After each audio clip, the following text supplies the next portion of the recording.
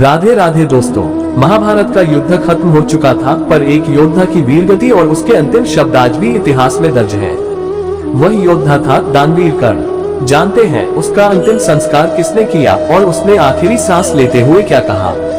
कर्ण, जो सूर्यपुत्र था, कुंती का बड़ा बेटा था, पर यह बात खुद कर्ण को भी जीवन के अंतिम चरणों तक नहीं पता थी। जब महाभारत का युद्ध छिड़ा और कर्ण ने अपने प्रिय मित्र दुर्योधन का साथ दिया, तो वह अर्जुन के विरुद्ध युद्ध में उतरा।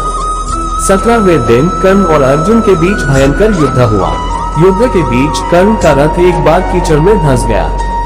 वह नियमों का पालन करते हुए नीचे उतरकर रथ निकालने लगा। उसी समय श्री कृष्ण ने अर्जुन से कहा, ये समय है अर्जुन, यही अवसर है। अर्जुन ने बाण चलाया और कर्ण वही वीरगति को प्राप्त हुआ। कर्ण का अंतिम संस्कार। जब युद्ध समाप्त हुआ और शांत समय आया, तो कुंती ने पांडवों को बताया कि कर्ण ही उनका बड़ा भाई था। ये सुनकर सभी स्तब्ध रह गए।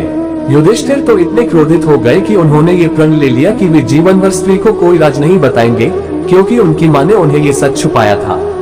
परंतु अब सबसे बड़ा प्रश्न था, कर्ण का अंतिम संस्कार कौन करेगा। जब ये प्रश्न उठा, तब श्री कृष्ण आगे आए और उन्होंने स्वयं कर्ण का अंतिम संस्कार किया। क्यों? क्योंकि कर्ण न तो कौरवों का पुत्र था, न ही पांडवों के साथ था। कर्ण को न अपनी माँ ने अपनाया, न भाइयों ने। श्री कृष्ण ने कहा, जिसे जीवन में कोई नहीं अपनाता, उसे मरने के बाद भी कोई नहीं अपनाता। पर कर्ण अकेला नहीं जाएगा। वह मेरा भक्त था और मैं उसका अंतिम संस्कार करूंगा। कर्ण के अंतिम शब्द। कहते हैं, जब कर्ण भूमि पर गिरा हुआ था, तब श्री कृष्ण उसके पास पहुँचे। कर्ण मुस्कुराया। उसने कहा, हे माधव, मुझे इस जीवन में कुछ भी नहीं मिला, ना माँ, ना भाई, ना पहचान। पर मैंने कभी किसी से शिकायत नहीं की। बस एक कृपा करना, अगला जन्म किसी ऐसी माँ की गोद में देना जो मुझे दुनिया से छुपाए नहीं, अपनाए। ये कहकर कर्ण ने अपने प्राण त्याग दिए। कर्ण हारकर भी अमर हो गया, क्योंकि उसने जीवन भर धर्म का पालन किया और अपनों को भी माफ कर दिया।